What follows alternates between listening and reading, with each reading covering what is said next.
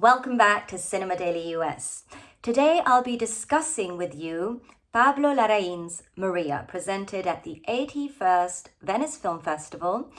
And with this film, Larraín completes a trilogy about the female icons of the 20th century. Prior to this, there was Jackie, about Jacqueline Kennedy Onassis, played by Natalie Portman, and Spencer, about Princess Diana, played by Kristen Stewart. In this case, we have the brilliant Angelina Jolie embodying the great and divine Maria Callas. She spent 7 months training vocally for her singing, and she's a beautiful and marvelous and talented soprano. And other than this, she is also very effective with the gestures and the way she moves her body to really convey the sense of stoicism of Maria Callas. And it's pretty remarkable in consideration that their facial features are rather different, but she will give you goosebumps from the very, very first scene where we see her in a close-up singing the Ave Maria.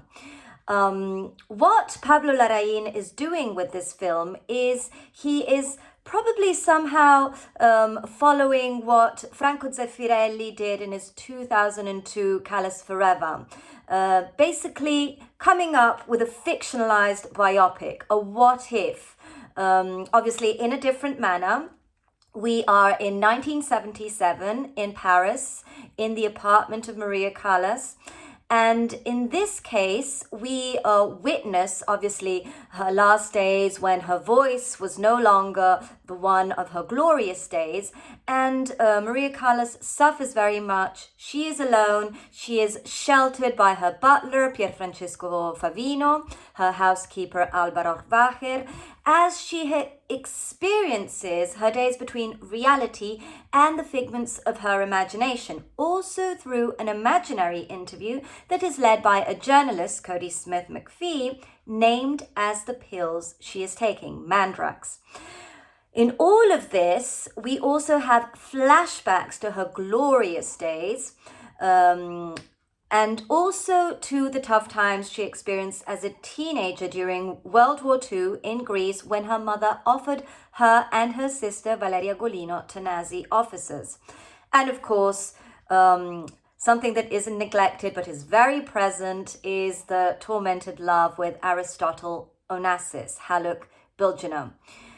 Stylistically speaking, everything is condensed and conveyed through old rolls effect, black and white images when it comes to the flashbacks. And above all, what struck me is the majestic screenplay penned by Stevenknight, with lines of dialogue that vary from philosophy to witty humor. And of course, everything is adorned with the grandeur of operatic moments, especially be prepared to be overwhelmed by Puccini's Madama Butterfly and the Tosca Vizi d'arte.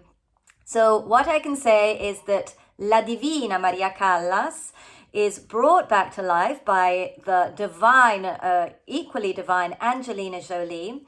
And we also come away with this sense that singing can be therapeutic, and whatever goes on in our mind can also be something that can be a balm to our soul. As they say at one point, as actually Maria Callas says at one point, I'm happy with the theatre behind my eyes.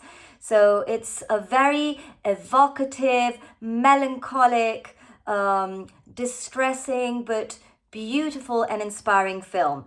On my end, it gets a full A star. Go see it, and I hope you enjoy it as much as I did. This is Chiara Spagnoli Gabardi for Cinema Daily US.